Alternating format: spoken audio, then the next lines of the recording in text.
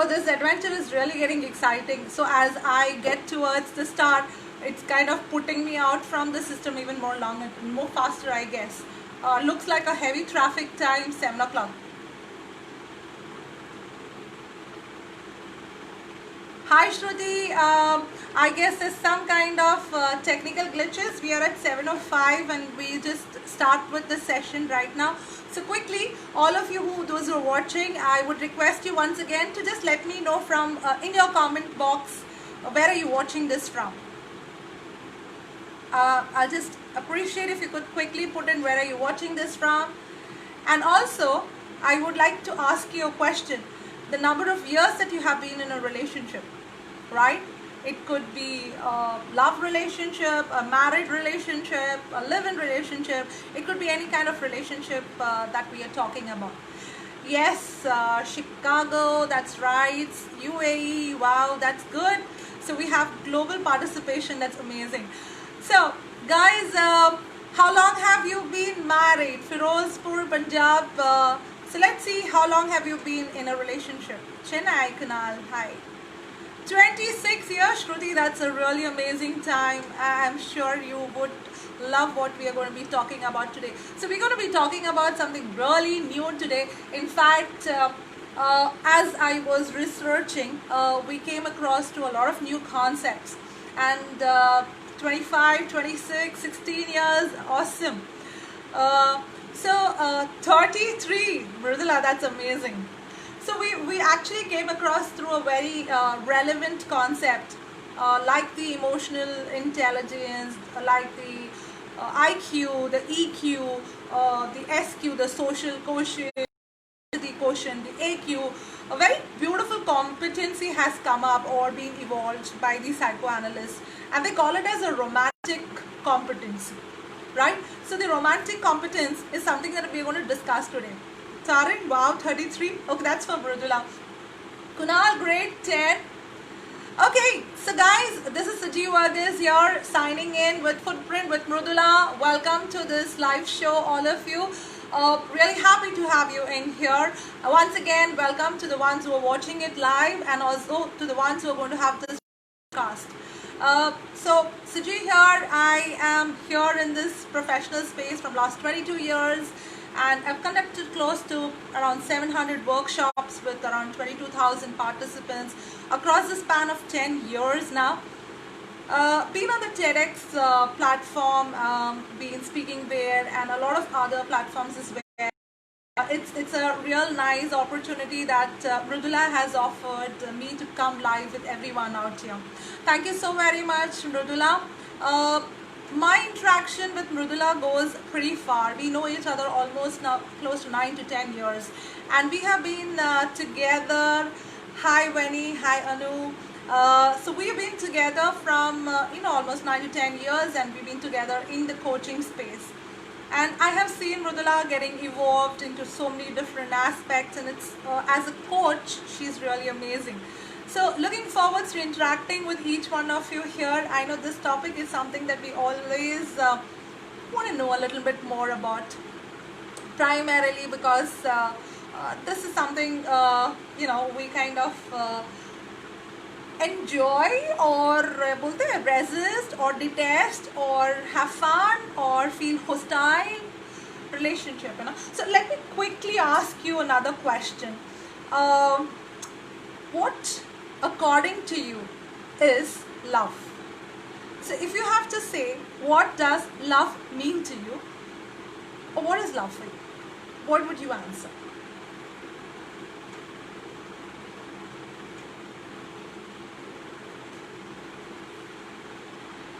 Hi Wenny, thank you all here.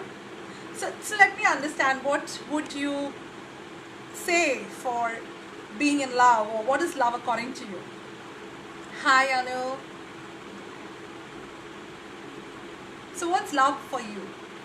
So this is a perspective that I want to get exclusively with respect to you. Right, more giving, acceptance, allowance, amazing. What else can I hear? So giving acceptance, allowance is something that's a perspective that you go with, right? who else can say what love means to you? Love has different meaning. Brilliant, Taran. That's exactly what I wanted you to infer from this entire piece, you know. It's caring, right? It means caring. It's having different perspectives for everyone.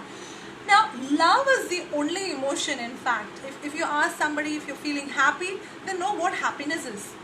Or if they ask you're feeling sad, they know exactly what sadness is. When you ask about love, love has different meanings for different people. And you're very right, Taran, it has different perspectives, right? So flavors too.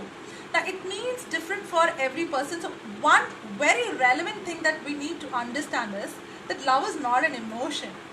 Love is a choice, and is a choice that each one of us makes for ourselves. So as Sonia says, love is multidimensional. Brilliant. See, look at the way each one of us is evolving or having a meaning set with love. So it's a desire, it's a choice, and each one of us had made the choice either to be compassionate, either to be romantic, either to have multi-dimensional aspect with it, so forth and so on. So love is purely a choice, and it means different to different people. Unlike happiness, unlike sadness, where you can definitely understand what is happiness and what is sadness. However, with love, it's a choice. It means different for every one of us, and that's really beautiful. So let me see how many of you love made me come to listen to your magical friend. Thank you, Taran. Okay, so how many of you in this group is right now single and ready to mingle, and how many of you are in a relationship? So just write R if you are in a relationship, and write single to mingle, that is SM if you're single out there watching here. So let me see. If you're in a relationship, write R, and if you are single and ready to mingle, write SM.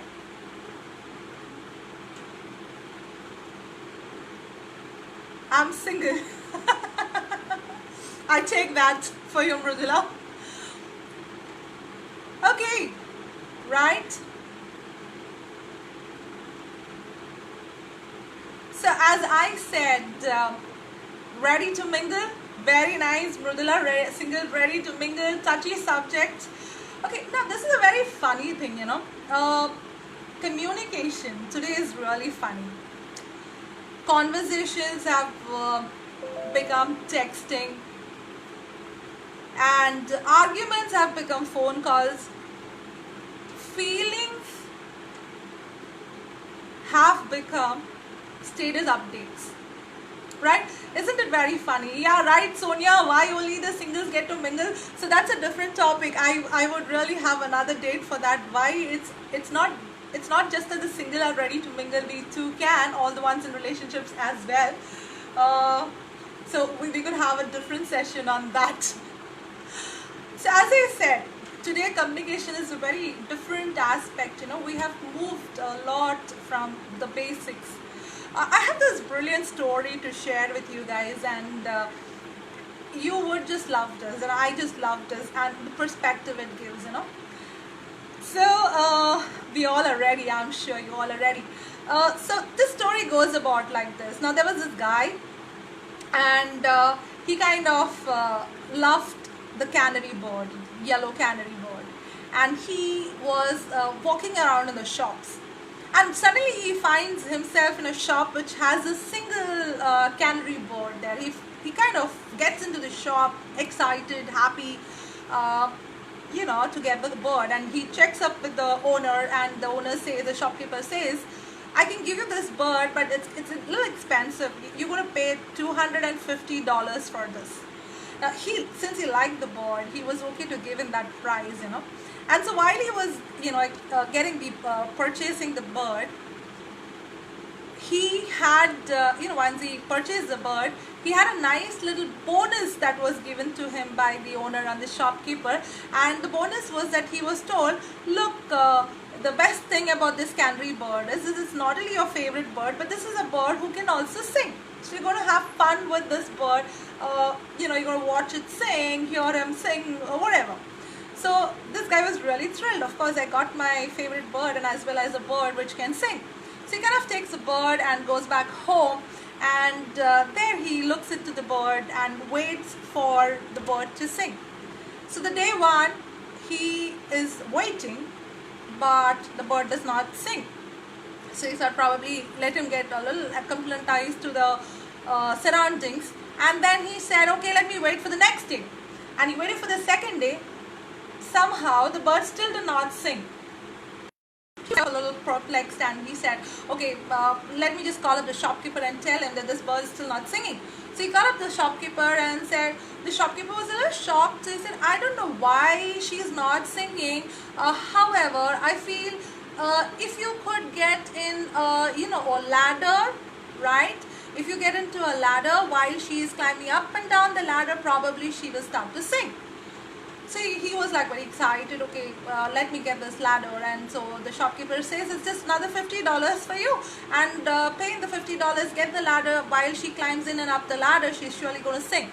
So he said, okay, fine. And he gets the $50 and gets the ladder in, and he observes the bird. So the bird kind of climbs up and climbs down, and it goes on for day one and it goes on for day two, but she still does not sing. And he's like getting more anxious, and he's wondering what's wrong. Again, he calls up the shopkeeper and says, look, I did what you said, but she's still not singing. So the shopkeeper is like, okay, I don't know why she's still not singing, but I can suggest, why don't you have a mirror in the cage? So while she looks at herself in the mirror, she probably would start singing. So he said, okay, get me the mirror. Yeah, it cost you just another $35.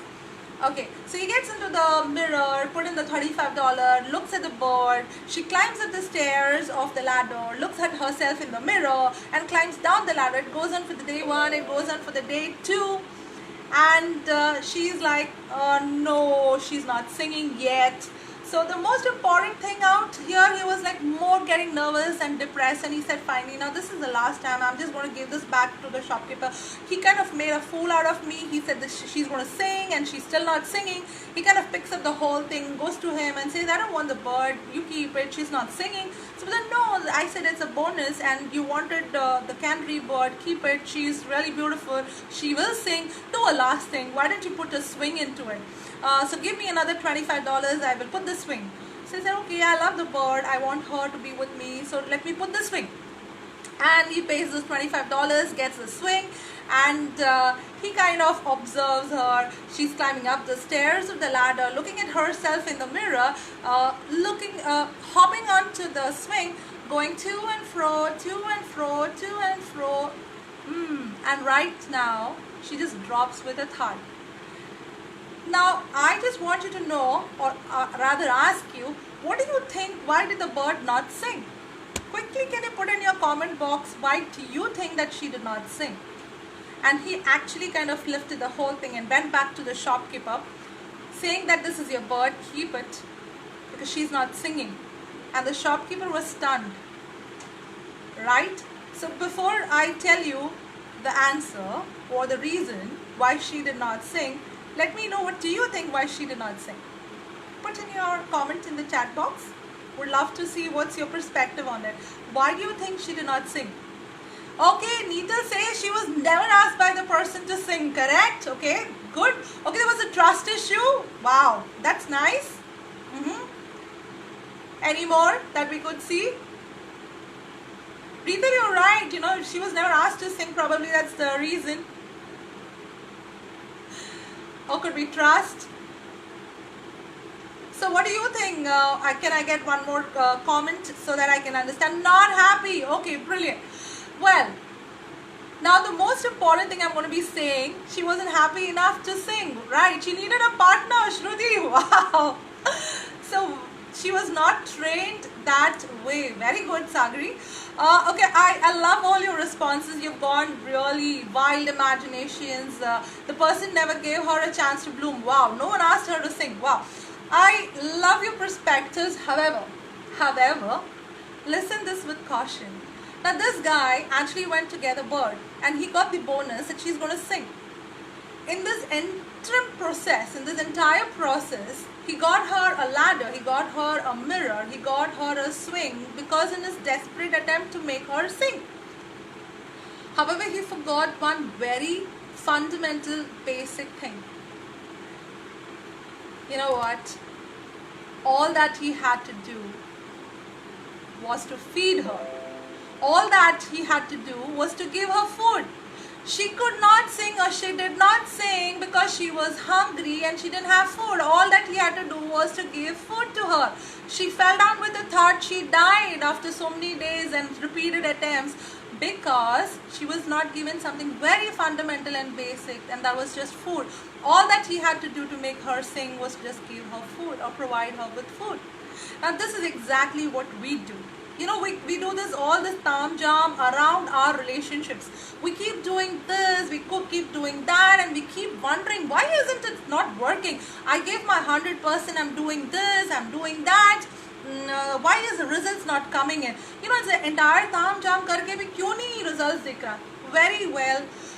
This is a very important fact that most of us, as we grow, evolve in relationships, we forget the most critical, most essential, most fundamental thing, and that is the basics. And the basic is nothing but communication. Okay? We somewhere over the period of time, we forget that the most basic element in keeping up with a relationship is nothing but communication. Right? So we're going to touch upon communication. Why is it important? And if you would actually see any relationship which is going on really brilliant, it's only and only because there's communication. Or if it's having hostility, that's also because there's a lack of communication. So we all know how great relationships look like. However, we do not really know what goes in to make these great relationships work. Right? So I'm going to be talking to you about some concepts, some things which were done through research, and this is a very interesting concept. You know, this is, as I said in the start, it's called as the concept of romantic competence. Okay? Thank you, Neeta. So we're going to understand what is this romantic competence. So we have the IQs, the intelligence quotient, the emotional quotient, we have the adversity quotient. Of course, today in lockdown period, most of us are being challenged with our adversity quotient. How are we coming back, being resilient, or how are we bouncing back or being quickly coming back from setbacks? Because we see there is a lot of setbacks. And the best thing is that humans don't deal all that well with uncertainty, you know. And we all know for sure uncertainty is certain at this moment, right?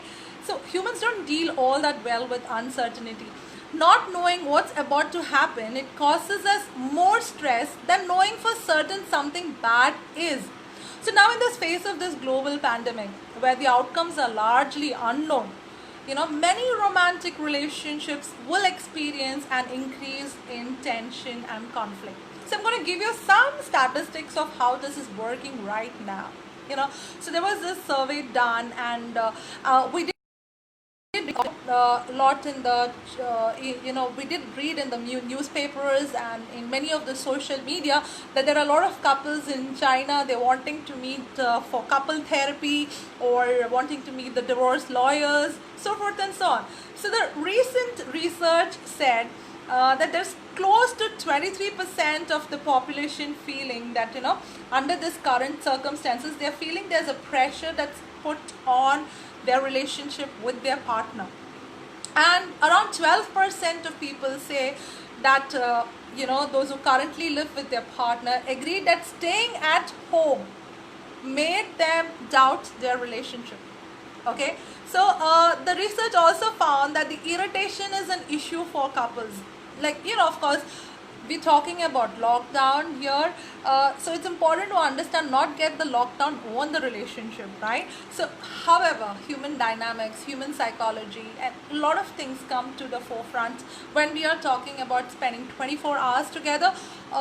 Suddenly It's not just like going in for a holiday or for a vacation where you're just letting yourself relax. Now this is a different space. There is like no security of your job. There is a lot of uncertainty that comes around. So you are in a very different space, having to do hundreds of jobs which you were not doing previously, spending so much time. A person is burdened suddenly. Lots of things come into these, the dynamics of the complexities of this entire relationship, right? So very essentially, they say 27% of the respondents said that find their partner very irritating right now. And the fun part is here that the women said that the 31% of women found that their partner irritating more than just men, saying just 22% of men felt that the partner is irritating. So the people who are doing a lot of couple therapies and stuff like that, they always keep on saying, there's a lot to look forward to, especially and during the lockdown, you did not get into a haste of making a decision, right? So however, there's 43% of the respondents also said that being 24 hours together after a real long time has got the couples a little more closer to each other, and so forth and so on. So you find different statistics all across. So let me quickly explain you what this romantic competence is all about. So what they say, romantic competence, just like you have the rest of the competencies, it's a competence wherein you have certain skills that you need to develop, especially when you're in a relationship. So the day when you get married, so the day when you're actually getting married, you guys are more or less on the same page. You have a fun time, and then you become parents and children come in, then you have your different parenting styles, and then you side up with one of the person and the other person suffers, and then over the period of time as we move on, our evolvement is different with each other. So maybe the person with you is evolving at a lesser pace, or maybe evolving more faster. However, over the period of time, you wouldn't find that kind is being there, that the romantic competence being there in the relationship, unless and until an effort is made to develop that skill, right? So I'm going to be talking about what are the 3 skill sets that goes in creating healthy relationships, or to have those behaviors which is good for healthy relationships. So when I talk about unhealthy relationships, it's more about hostility, more about criticism, more about violence, more about abuse. And when I talk about healthy relationships, it's more about support, it's more about the sense of feeling valued, it's more about good communication, it's more about intimacy, it's more about trust, it's more about giving personal space. Now these are some of the behaviors that is essential for a healthy relationship. And when you're talking about creating that, right, we have 3 skill sets that's essential. Okay, that's what builds up your romantic competence. That what shows how competent is your relationship. Okay, so let me take those 3 skill sets. The first one is called as what you call as insights. The second skill set is called as mutuality, and the third skill set is called as emotional regulation. So let me take one at a time and explain it to you a little more. Okay, so when I say insight is that particular skill that allows you to be more aware about yourself, right? So it's not about the other person, it's about yourself. So if I'm competent, I'm considering myself competent, I have to be a person who's more aware about myself. It's more to do with what you could say, it's more about self-awareness. That's very essential, right? So it's more about understanding yourself, it's more about learning about yourself. It's also to know if I'm making a conscious decision or to take well-informed decisions. I am able to know what could be the consequence of each of my decision, whether it's going to be positive or it's negative. It's going to be because I have the insight, I have the understanding, I have the awareness, I have the learning. So the first skill set that's very essential is called as the insight competence for romantic competence. That's called as romantic competence. First skill which we are going to understand, it's called as the insight skill, right? Awareness, self-understanding, self-awareness, self-understanding, and self-learning, right? So the second one, mutuality. Okay, so when I say mutuality, it's basically where both the set of needs, so we each one of us have our own sets of needs and wants, right? So it's very essential as a couple to understand each other's needs and wants. So for example, there's a person who does not want to go in for a family party because of XYZ reasons, because they don't enjoy being in that space. So you very quietly, very directly, very clearly, very precisely tell your partner, I would really appreciate if you could come along with me for the function, because I feel uncomfortable and really would love to have your presence around with me, because I feel good when you're with me. Now this is setting the tone clearly and directly, saying that you have a need and you want to be supported in that need. That's very, very essential, right? So similarly, when your partner has a need, you go ahead and support that need, because at the end of the day, it's how you exhibit this mutuality together, because it's, you are in it for each other. You are in a relationship, and each relationship has both of you interwoven, integrated, interlinked in every aspect. See, I'm a firm believer in karma. I'm a firm believer in spirituality, and I also believe that, you know, growing old is mandatory. However, growing up is optional. So not everybody exercises that option. So growing up, I mean, it's basically evolving, and evolving comes with its own pain, right?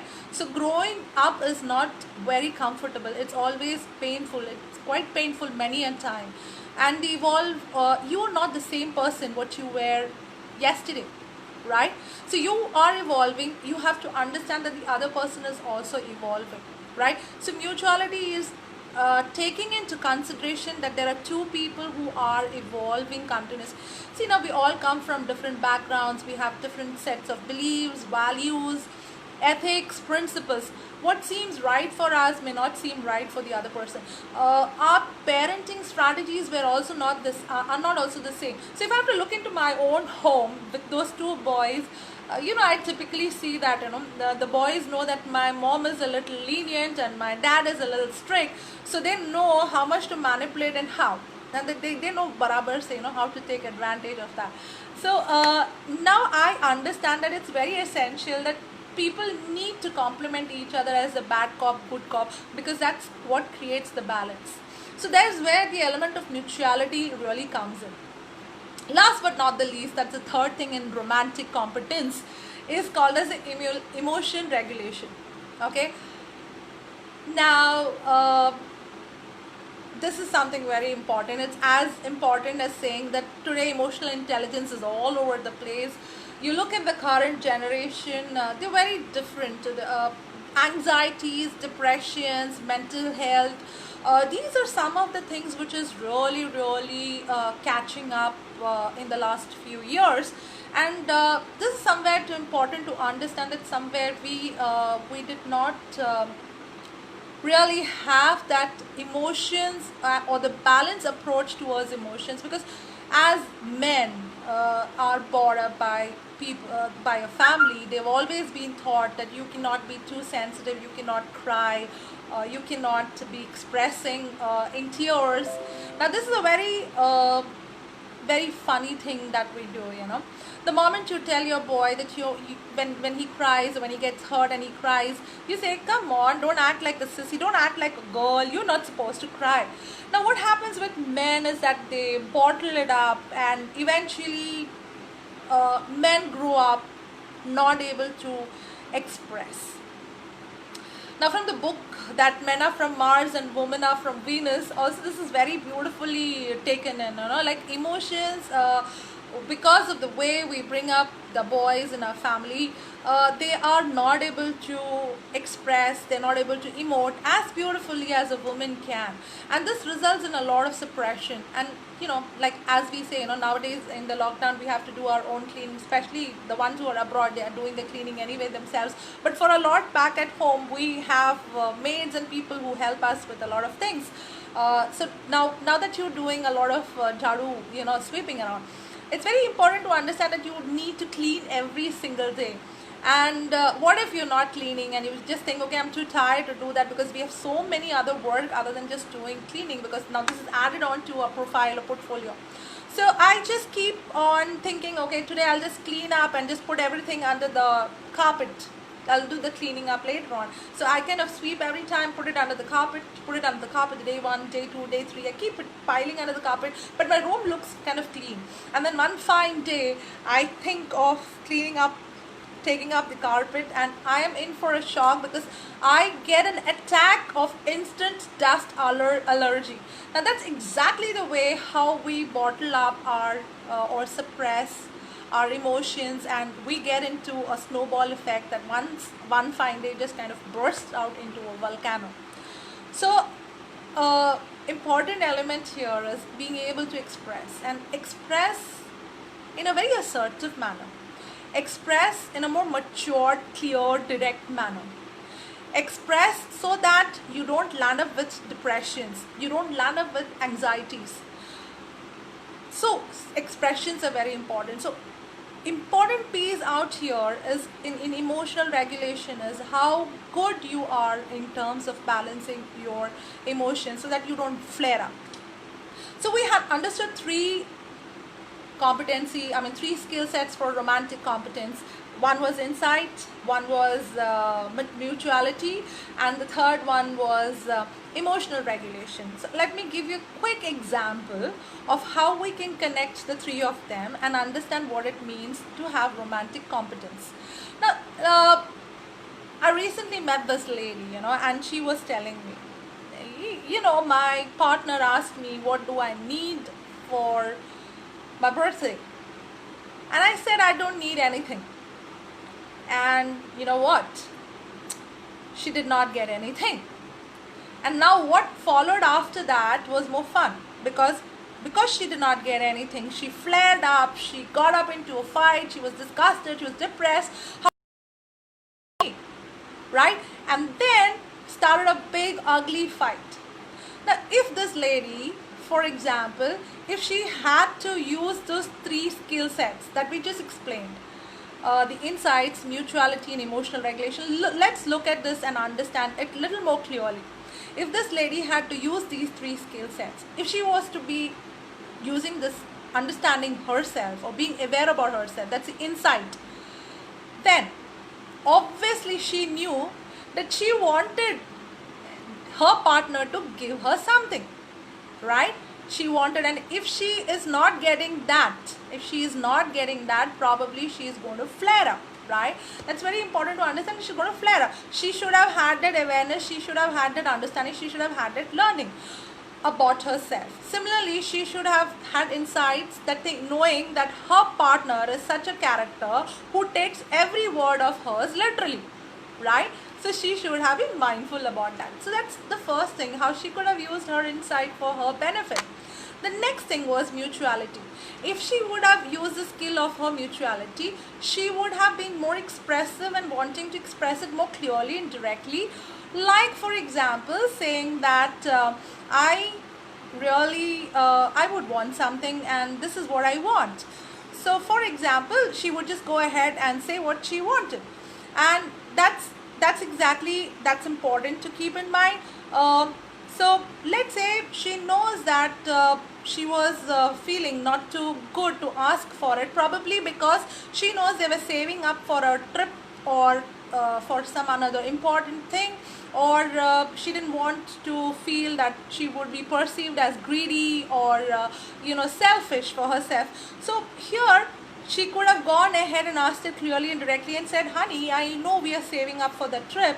However, I did see a necklace the last time when we went shopping and I would want to have that.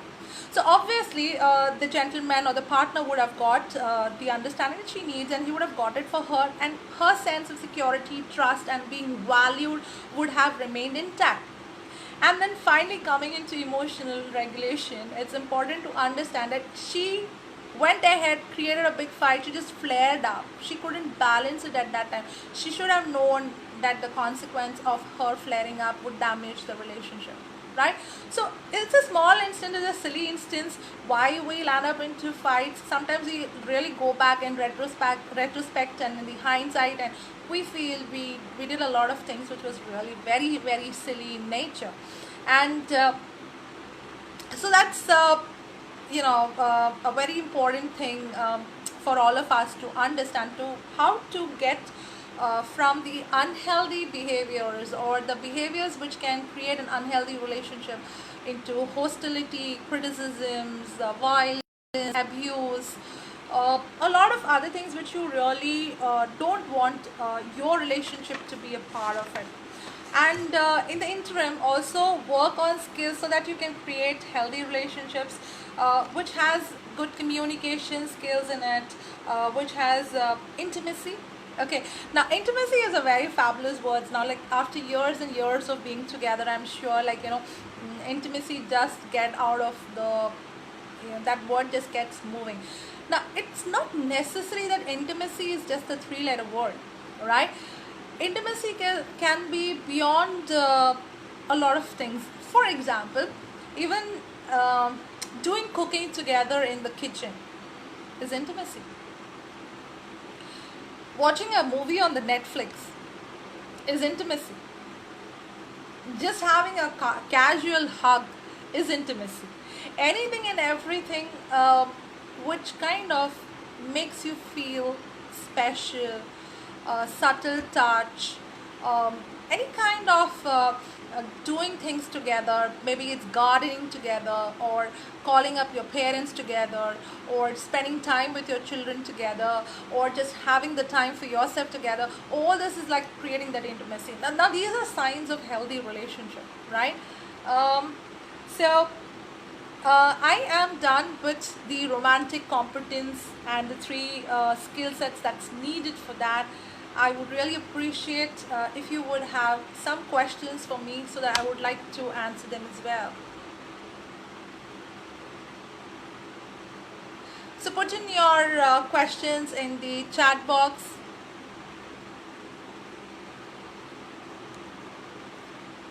So I can have look at them.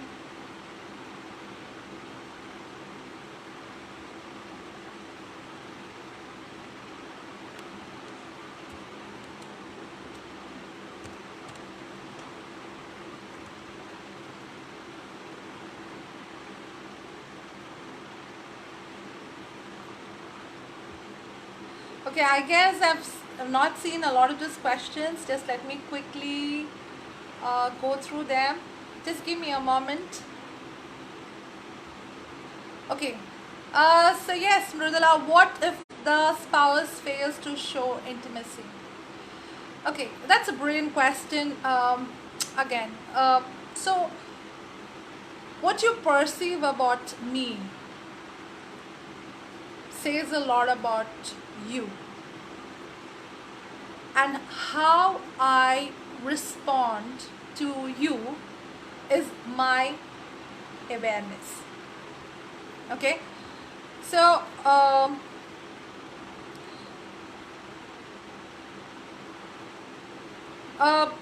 so what is important here to understand is, like, as I said, is that intimacy is not just about the three-letter word.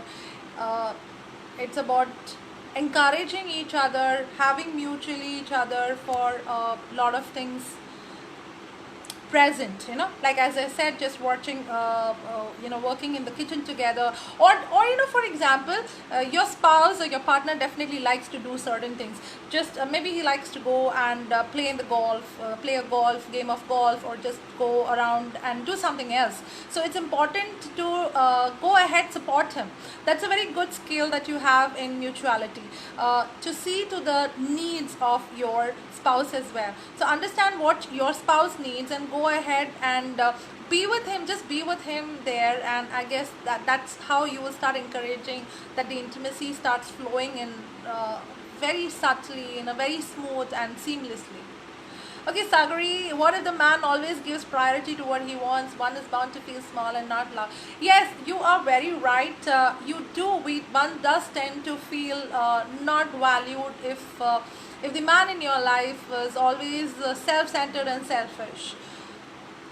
So, as I said, um, our response to them is a very important thing. Like, right, most of us, when we started with the relationship, we did not have any participant. We didn't have a manual to go ahead and say, look, this is how we want the marriage to be, or this is your role and this is my role, and this is how you're going to treat me and this is how I'm going to treat you. This is not that we come across. This is what we learn gradually over the period of the time. Sometimes, as I said, we tend to evolve over the period of time. The person also tends to move out for various reasons. Again, important here would be, how do I go ahead and communicate with this kind of a person? Would I go ahead and ask him or tell him, would I go around and tell him that I am not getting that kind of attention or that love that I'm really looking forward? I want to make this relationship work. So can we have a communication? So I feel basically going ahead and communicating with each other is the only way that you can go ahead and start working out with each other. So and also making the person aware that you need what you need, your self-respect, maintaining your self-respect and keeping things intact is very essential. That's what I feel. Manveen has something very beautiful to say, and she says these are very difficult times, especially for the younger generations, as both partners are used to doing their own things and suddenly they find themselves locked together. What would you like to say to the new generation? Obviously, as I said, lockdown is not going to be forever, and lockdown is not lockdown on relationship. Probably lockdown is a time to be together, understand each other a little more, give space to each other, do things which is out of the routine, give a structure, give space to each other. I mean, like, we're not so used to having each other full time. Move out, do your things. There should be definite structured times that you are able to be away from each other and doing your things, not getting hooked to. That's being hooked to each other is very good for the people who are in the first 2 years of their relationships. Okay, so we have what if Mutala is saying, what if he does not feel the need of being there at all, be in the kitchen, games, walk? I guess probably you need to talk to him and saying, if we need to work this out together in the relationship, let's get doing that. Our maturity is very important at this point in time of handling this character with us. So we talk about being assertive, keeping our self-respect in place, having our dignity also in place, and at the same time making the other person understand that you and we both exist in this, and this is not about you and me alone, it's about us, and we have a lot at stake with the relationship. And if you want to make it work, let's make it work in the right way, have fun in the right way, because this is just not for keeps, it's for lifetime. It's just not for that moment, it's for lifetime. And especially lockdown is anyway just around the corner, which is going to move off, so I guess it's going to be easier for the youngie guys. How much should mobile phones be taken into consideration? So today it's quite distracting, distancing. All these mobiles are quite distancing. As I said, conversations have really, feelings have become status updates, and conversations have become texting. So the whole communication bit of it, as I talked with that beautiful story of the canary bird, it's exactly the same. We've just forgotten the very basics. It's essential to go back to basics, spend more real time communicating. Just today I told my husband, I was talking to him, and he's there listening to me, and he's going to say yes to that. So I was just talking to him something, and suddenly he started watching a WhatsApp video, and I just happened to tell him, see, I'm talking to you and you're more interested in your WhatsApp video. It does happen, you just get into a very funny habit. That's the time you need to just have that inside skill, just be aware. Okay, the presence of your real-time partner is more important than having a online medium. He's going to kill me if he's going to hear this. So you mean one must work at ego state as well? Yes, of course. As I said, I believe a lot in spirituality, and I always feel that the right kind of people are there in the right time of our lives to give us the right kind of lessons. Probably having a partner like this is also teaching us a lot of values, a lot of personal growth that we are having. Maybe it's just testing your humility, testing your patience, testing or increasing your powers of other skills which you already are having. It's just making you stronger by the day, right? So what if he is narcissist, just focus on his preference? Yes, I understand with what you are saying. There are many people who do that. Well, you could keep yourself busy with a lot of good things. I'm sure if you have a family unit, there might be certain things that as a unit of a family, because you have also children in it, if you have children in it also, sometimes just for the benefit of the children, a lot of things can be encouraged and supported. I love the word narcissist. So because yeah, sometimes we are overwhelmed with somebody being too much about themselves. It does get tough, but I'm sure that there are ways, because as you spend time with the person, you would also know why is he the way he is, right? So probably you could probably give him that importance for the moment, but ensure in a very assertive manner that you too are important. You too cannot be someone who can just be taken for granted, because we tend to do this, always. As we grow comfortable with each other, we take each other so much for granted that these little things that we used to do special at that moment, initially we just don't want to do it. I heard this beautiful story, not a story, it's an anecdote, and it's a real fact. Now they say that a man, when he comes back from work, he loves his dog more than his wife, because his dog, when he comes entering into the house, he's like, the dog just springs on and he's like, wow, you're alive, I'm so happy. And the wife at the other side, she'll be like, oh, you're back, and you know what, you did not put up the lights off while you went to work today in the morning.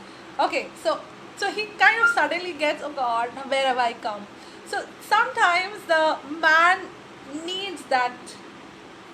Now the ego massager, you can sometimes go ahead, do it in your own subtle ways, and I'm sure that there are ways that where you can be assertive and ensure that we are in it together.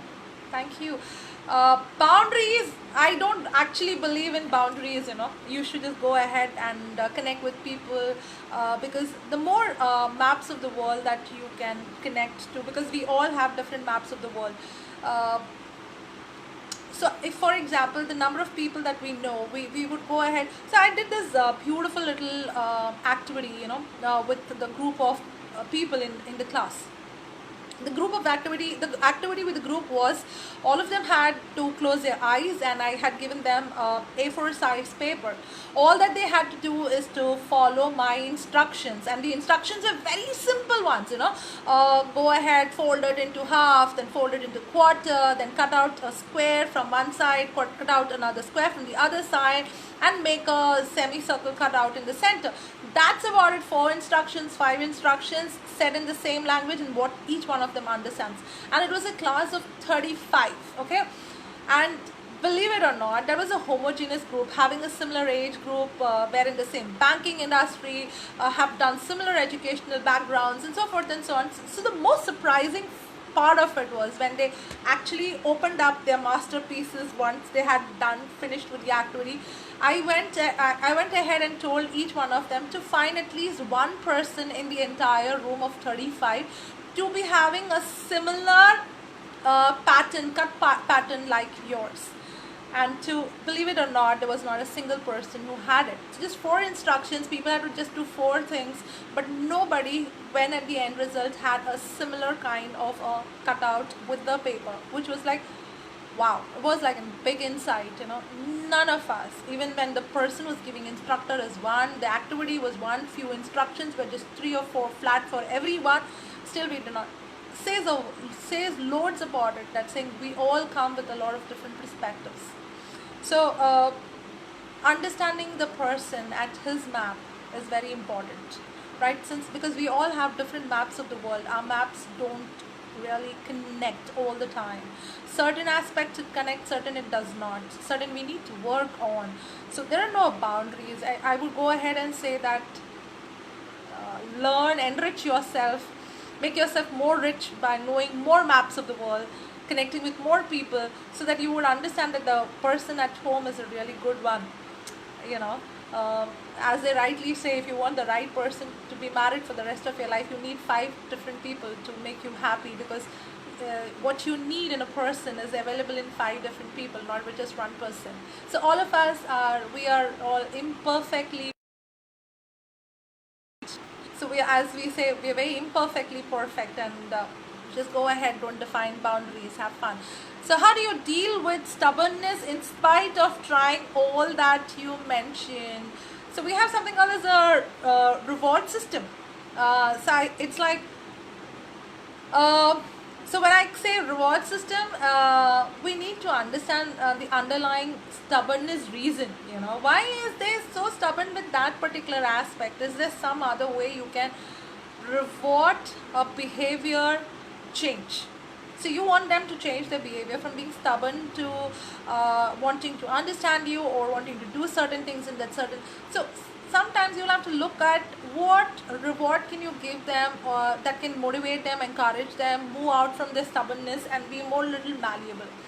Or sometimes you could just take the other extreme end and you also be stubborn and say, we're going to do it only if you're going to do it my way or the highway. So I'm not fostering anything. Do what suits you the best. You're right. Each one of us should use this time to get to know each other better, work on ourselves, pursue your hobbies, and learn to adjust. Thank you so much. Really need that, Shruti.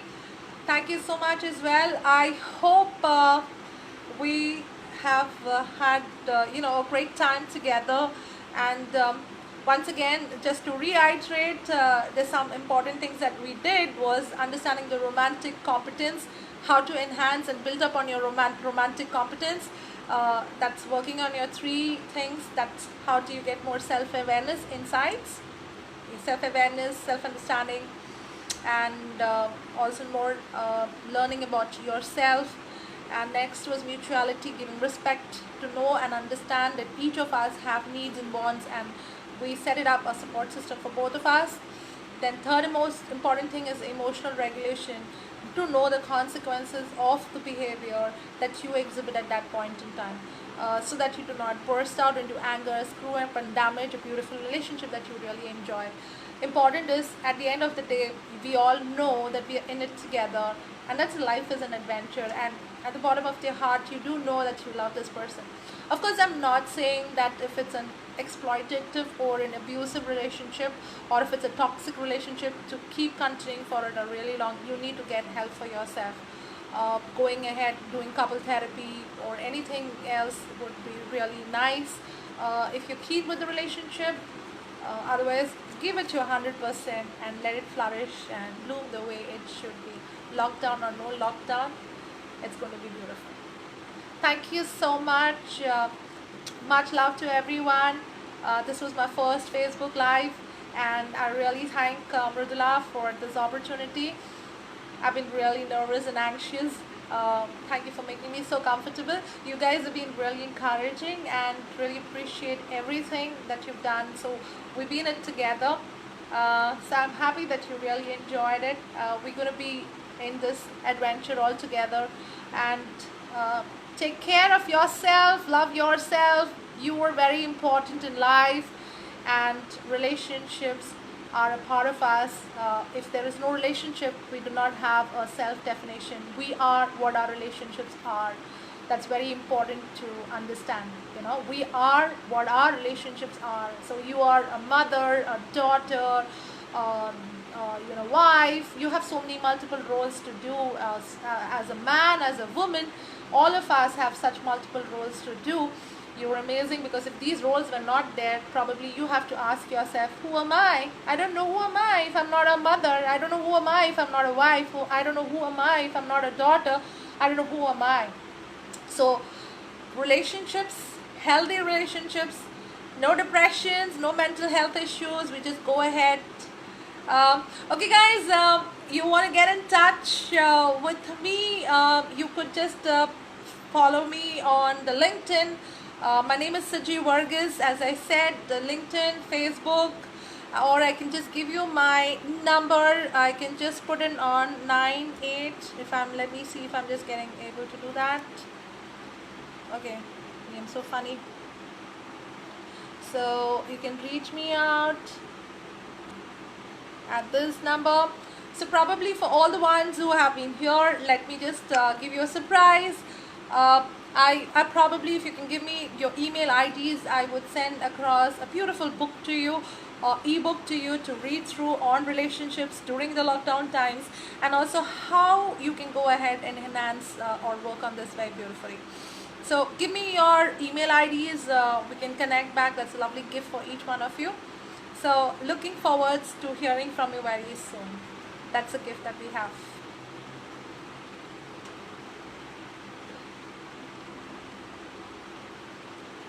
Thank you. So the free book is on your way. Do supply me with your email IDs. It's a beautiful book on how to get your relationships. Or probably I would post it on this particular group, so you can see it in football in footprint with Mridula itself in this particular group itself. Thank you. Thank you so very much. Appreciate. Much love. Thanks, Sagari. We'll note it up.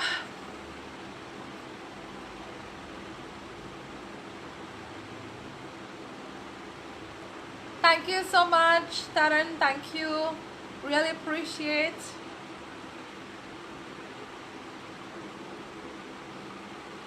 Yes, Sagari. Please do with the link. We will be grateful. I will share with the link right now. I will share the link in some time in the Footprint with Mridula group. And thank you for your email IDs. We'll personally send it to you on your email IDs as well. The ebook on relationships. Thank you.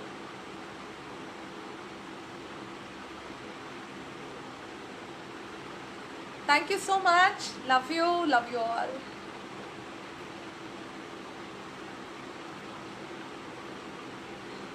Bye. See you all.